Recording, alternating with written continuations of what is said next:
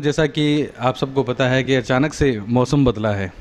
शीत ऋतु के बाद में धीरे धीरे मौसम परिवर्तित होता है, लेकिन शीतलाष्टमी के बाद में अचानक से गर्मी तेज़ हो गई और इस तेज़ गर्मी से हम सभी हलकान हैं। कहीं ना कहीं जो शारीरिक समस्या है, स्वास्थ्य समस्या है, वो उत्पन्न हो रही है। ऐसे में हमारा फ़र्ज़ बनता है कि हम हमारे दर्शकों को विशेषज्ञ चिकित्सक से रूबरू करवाएं, उनसे आपको एक सलाह करवाएं कि किस तरह से और हमें हमारे शरीर में परिवर्तन लाना होगा, हमारे खान पान में परिवर्तन लाना होगा, जिससे कि हम इस अचानक जो गर्मी आई है उसका हम सामना कर सकें। इसके लिए एचएन हॉस्पिटल चूरू के संचालक डॉक्टर मुमताज़ अली हमारे साथ हैं। डॉक्टर साहब, सबसे पहले तो आपका स्वागत है इस कार्यक्रम में। डॉक्टर मुमताज़ अली, चूरू। इस मौसम में, बदलते मौसम में, जैसे अचानक ही 36 डिग्री सेंटीग्रेड टेम्परेचर चूरू का हो गया है, तो हमें सभी नागरिकों को ध्यान रखना है कि एक तो शरीर में पानी की कमी नहीं आए। दिन में कम से कम 3.5 लीटर पानी तो पीना ही चाहिए, उससे ज़्यादा पिए तो भी अच्छा है। दूसरा, कोई डेली के प्रतिदिन हम जैसे नींबू का प्रयोग खूब करें, एक नींबू सुबह एक शाम को पानी के साथ में। और रसदार फल है, जैसे कोई भी हो बोले में, हरी सब्जियों का प्रयोग करें। तली हुई चीज़, बेसन, ये बंद करें खाने में, और ये फास्ट फूड है ये बंद करें। और दूसरा है कि अपने दैनिक जो प्रक्रिया में अपने सुबह शाम तक जो मेहनत करते हैं, जो व्यक्ति जो हार्ड लेबर करते हैं, उनको छाछ दही का प्रयोग ज़्यादा करना चाहिए, और हरी सब्जियां, फलदार सब फ्रूट से लेने चाहिए, और प्याज ज़्यादा यूज़ करने चाहिए।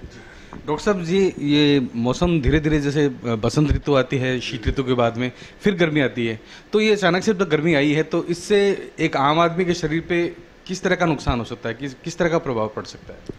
इसमें सबसे ज़्यादा, जैसे अचानक गर्मी आई तो गर्मी की वजह से डिहाइड्रेशन ज़्यादा होता है शरीर से, जैसे पसीने के द्वारा शरीर का पानी कम हो जाता है, और यदि पेशेंट ध्यान नहीं रखेगा तो उसको दस्त उल्टी भी हो सकते हैं। उसको आंत्रशोथ जैसे बोलते हैं, जैसे एमीबाइसिस है, और जैसे हीट स्ट्रोक भी हो सकता है।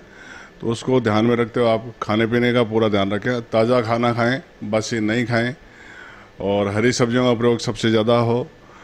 फलदार, रसदार फल है जो भी है वो यूज़ करें, और छाछ दही, शिकंजी, मौसमी, नींबू, टमाटर, ककड़ी, खीरा, प्याज ये लेते रहें।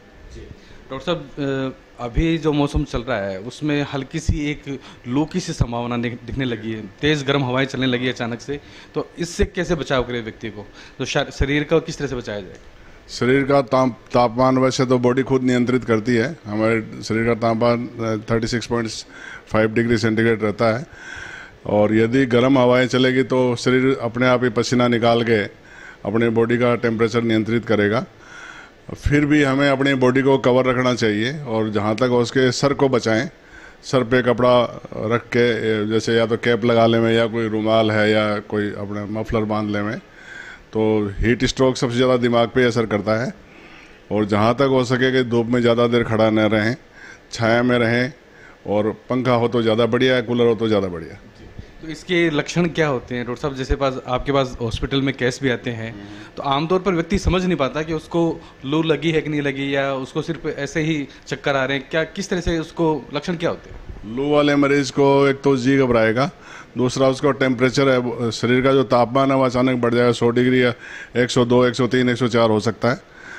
और जैसे ही पेशेंट आएगा तो हो सकता है उस 104 पे मरीज बेहोश भी आए हमारे पास में, तो हम लोग उसको तुरंत ही उसके कोल्ड स्पंजिंग करेंगे, सर पे या तो गीला करके सर को, हाथ पैर को गीला करेंगे, पंखे के नीचे रखेंगे, तो शरीर का तापमान कृत्रिम तरीके से हम एक बार नियंत्रित करके उसकी जो शरीर में जो पानी निकला है, पानी की कमी है गर्मी की वजह से, आईवी फ्लूइड वगैरह दे के हम उसको उसके पानी की पूर्ति करेंगे। मरीज को या उसके परिजन को उसका क्या आभास दिखेगा, किस तरह से कि भाई उसको लू की चपेट में आ गए या गर्मी की चपेट में आ गए? यदि मरीज के सर में दर्द है ज़बरदस्त, और चक्कर आ रहे हैं, और तेज़ बुखार हो रहा है, और मतली आ रही है, उल्टियाँ हो रही है, तो समझिए आपके उसको लू की चपेट में आ गया पेशेंट। तो घर वालों को तुरंत अस्पताल पहुंचाना चाहिए, और घर वालों को अस्पताल लाने से पहले उसके सर गीला कर दें, हाथ पैर गीले करें, और छाया में रखें, और पंखे के नीचे रखें। आमतौर पर जब व्यक्ति दर्शकों जब नहाने जाता है सुबह, तो व्यक्ति नीचे से शुरुआत करता है, पैरों से, हाथ से पानी, तो सिर बहुत गर्म रहता है उस वक्त। तो जो एक नहाने का तरीका है, या दिन में भी अगर हम हाथ मुंह धोते हैं, तो उसमें भी क्या थोड़ा सा आदमी को जो पानी है उसके प्रयोग का ध्यान रखना चाहिए? ऐसा तो कुछ नहीं। ये जैसे जो सिर है आप बताया गर्म रहता है, तो उसमें पानी डालने से ज़्यादा उससे फर्क पड़ता है?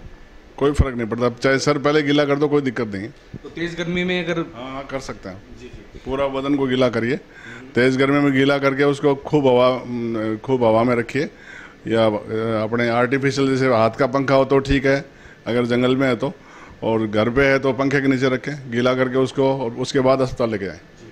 तो उसमें दवाइयाँ इंग्लिश में तो आपके पास ट्रीटमेंट पूरा होता है, आप उसको एडमिट भी करते हैं। घर पर अगर यदि कोई व्यक्ति प्राथमिक उपचार करना चाहे तुरंत, तो उसके लिए क्या हो? घर पर यदि करना चाहें तो पहला तो यही है कि उसका शरीर को गीला करके ठंडा करो, ताकि उसका तापमान कम हो जाए। बर्फ़ अगर है तो बर्फ़ उसके सर पे रगड़ सकते हैं, हाथ पैर पे रगड़ सकते हैं, और पेशेंट मरीज़ खुद कहे कि हाँ मैं कंफर्टेबल हूँ, स्वस्थ हूँ। नंबर 2, जैसे अपने देसी दवाओं में पुदीना है, नींबू है, इनका जूस बना के पिलाएं उसको, नमक चीनी का घोल बना के पिलाएं, तो भी तबीयत ठीक हो सकती है, कोई दिक्कत नहीं। डॉक्टर साहब, जिस प्रकार से अप्रैल माह अभी आया नहीं है और गर्मी अचानक से जोर पकड़ रही है, तो आने वाले समय में जैसे मई जून तो खूब अभी प्रचंड गर्मी का दौर आना बाकी है, तो ऐसे में व्यक्ति किस तरह के खुद के शरीर की दिनचर्या को चेंज करे, घर से निकलने में या खाने पीने में, जो आपने बताया, तो ऐसा क्या हो कि वो चपेट में आए ना ही इस चीज़ की, गर्मी की लू की चपेट? कुदरती प्रकोप को तो खैर बचना मुश्किल ही होता है, लेकिन फिर भी जहाँ 12 बजे के आसपास जैसे गर्मी शुरू होती है, लू शुरू होता है, तो अपने शरीर को कवर करके जाए, बाहर गर्मी में जाए तो कपड़ा सर पे रखे या हाथ पैर ढके हुए होने चाहिए, और साथ में पानी की बोतल वगैरह साथ में रहे, या नज़दीक पानी के पास रहे, ताकि प्यास लगे तो तुरंत पानी पिए। तो पानी की कमी नहीं आने दें, और अपने शरीर को कवर रखें, ढक के रखें, तो बचाव होगा। नंबर 2, जो मजदूर लोग हैं धूप में जैसे काम कर रहे हैं, तो उनको चाहिए कि वो छाया में रहें 2-3 घंटा, जैसे 12 से लेकर 3 बजे तक धूप के अंदर काम नहीं करें, 3 घंटे रेस्ट करें, और छाया के वक्त फिर अपना काम शुरू करें। डॉक्टर साहब, हीट स्ट्रोक, लू जब लगती है, तापाघात होता है, तो सबसे ज़्यादा प्रभावित शरीर का कौन सा अंग होता है, जिससे सबसे ज़्यादा जिसको नुकसान पहुंचता है? कौन सा पार्ट होता है? सबसे ज़्यादा दिमाग को ही नुकसान होता है। जो दिमाग में अपने टेम्परेचर रेगुलेटिंग सेंटर होते हैं, वो कुछ हद तक तो ताप को बर्दाश्त करते हैं, कंट्रोल करने की कोशिश भी करते हैं, लेकिन 104 के बाद में अगर बुखार हो गया लू की वजह से, तो मरीज़ बेहोश होगा, और उसको मिर्गी के दौरे जैसे पड़ेंगे, कमेड़े आ सकते हैं, और मौत भी हो सकती है। तो सबसे ज़्यादा तकलीफ दिमाग को ही होगी। तो हार्ट पे, या जो किडनी है, जो अदर पार्ट है? किडनी, हार्ट पे हीट स्ट्रोक का बहुत कम असर होता है, वो तो ब्रेन के हिसाब से रेगुलेट होते हैं। मेन सेंटर अपना ब्रेन में ही होता है, वो अगर डैमेज हो गया तो फिर मामला ख़राब ही है सारे बॉडी का। तो सबसे ज़्यादा नुकसान तापाघात का दिमाग को ही होता है। तापाघात की कोई स्थिति बने ही ना, तो व्यक्ति को कितनी देर से पानी, आपने 3.5 लीटर का बताया, कितनी देर से उसको पानी पीना चाहिए, जिसे शरीर जब डिमांड कर रहा है उस वक्त पीना चाहिए, या स्वतः ही थोड़ी देर से, किस तरह से होना चाहिए? वैसे तो बढ़िया तो ये है कि शरीर की खुद की मांग होती है, प्यास लगे तो आप पियो, लेकिन जब आपको लग रहा है कि मेरे बुखार होना शुरू हो गया है, मेरे सर में दर्द होना शुरू हो गया, तो पानी बार बार लेवें, बिना प्यास के भी पिएँ, उससे भी बचाव होगा। दूसरा, थोड़ा सर पे पानी डाल लेवें तो बचाव होगा। तो डिहाइड्रेशन के बारे में हम जानना चाहेंगे। डिहाइड्रेशन क्या है मूल रूप से, और इससे व्यक्ति किस प्रकार से बच सकता है? डिहाइड्रेशन जैसे शरीर में अपने पानी की मात्रा जो कुदरती रूप से इतनी होती है कि अपने गला गीला रहेगा, अपनी आंखें गीली रहेगी, अपने मानसिक जो सांत्वना ठीक रहेगी, बोलचाल ठीक रहेंगे, हम चल फिर सकेंगे। और जैसे डिहाइड्रेशन होगा तो आपकी इतनी ज़्यादा थकान आएगी, आप चल नहीं सकेंगे, आपका गला सूख जाएगा, और थोड़ी देर बाद में आपको सुन आएगी, आप चल भी नहीं सकेंगे। तो ये डिहाइड्रेशन की साइंस है। इसके भी घातक परिणाम हो सकते हैं? ज़बरदस्त घातक होते हैं। पानी की कमी से तो सब चीज़, जैसे किडनी फेल हो, गुर्दा फेल हो जाएगा आपका, और दिमाग भी काम नहीं करेगा। गुर्दा फेल हो गया तो एक्यूट रीनल फेलियर में गया तो फिर उसकी तो रिकवरी बड़ी मुश्किल है। अभी आपके हॉस्पिटल में क्या डिहाइड्रेशन के या हीट स्ट्रोक के कोई मरीज आ रहे हैं डॉक्टर साहब? अभी 1-2 मरीज आए थे आज सुबह, वो ठीक हो गए, चले गए। एक आधी बोतल लगाई और थोड़ा टेम्परेचर ठीक होते ही वापस सही हो गए। वो ग्लूकोज सबसे पहले आप देते हैं?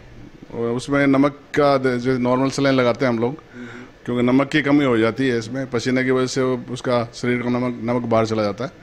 तो नॉर्मल सलाइन होता है और दूसरा रिंगर लैक्टेट होता है, तो उसमें सभी तरह के लवण वगैरह मिक्स होते हैं।